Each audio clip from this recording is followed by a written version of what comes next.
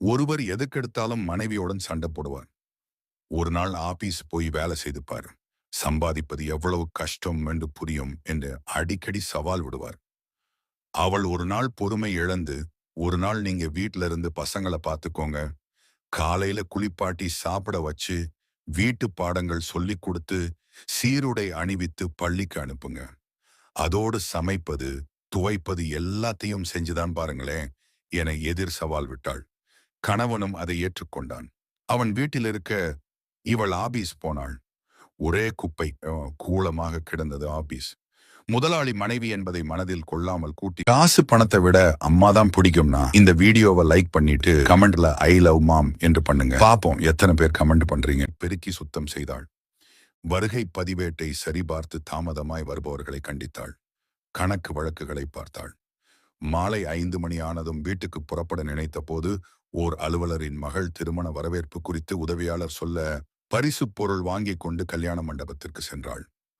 கணவர் வராததற்கு பொய்யான காரணம் ஒன்றை சொல்லிவிட்டு மணமக்களின் கட்டாயத்தால் சாப்பிட சென்றாள். பந்தியில் உட்கார்ந்தவளுக்கு சிந்தனையெல்லாம் வீட்டை பற்றியே.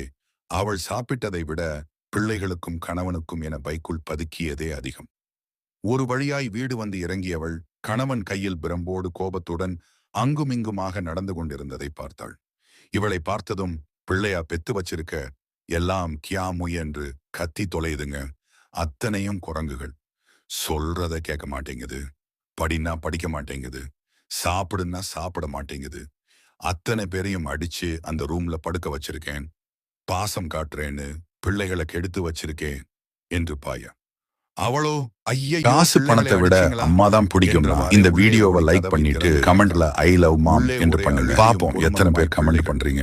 விளக்கை போட்டவள் அதிர்ச்சியுடன், ஏங்க இவனை ஏன் அடிச்சு படுக்க வச்சீங்க, இவன் எதிர் வீட்டு பையனாச்சே என்று அலற, ஓஹோ அதான் ஓட பார்த்தானா என கணவன் திகைக்க, அந்த நிலையில் இருவருக்கும் ஒன்று புரிந்தது. இல்லாள் என்றும் மனைக்கு உரியவள் மனைவி என்றும் சங்க காலம் தொடங்கி நம் மூதாதையர்கள் சொல்வது சும்மா இல்லை. இல்லத்தை பராமரிப்பதிலும் பிள்ளைகளுக்கு வளமான வாழ்க்கையை அமைத்துக் கொடுப்பதிலும் ஒரு பெண்ணின் பங்கு தலையாயது. அதுபோல பொருளீட்டி வரக்கூடிய ஆண்களின் பங்கும் ஆளப்பரியது. ஆனால் இருவரும் வேலைக்கு செல்லும் இந்த காலத்தில் இது ஆணுக்கு, இது பெண்ணுக்கு என்று குடும்ப பொறுப்புகளை இனம் பிரிக்க இயலாதபடி வாழ்க்கை சமத்துவமாகிவிட்டது. இந்த சூழ்நிலையில் ஒரு குடும்பம் மகிழ்ச்சியாக இருக்க வேண்டுமென்றால் தான் எல்லா வளமும் பெற்று பல்லாண்டு வாழ முடியும். படித்ததில் பகிர்வது.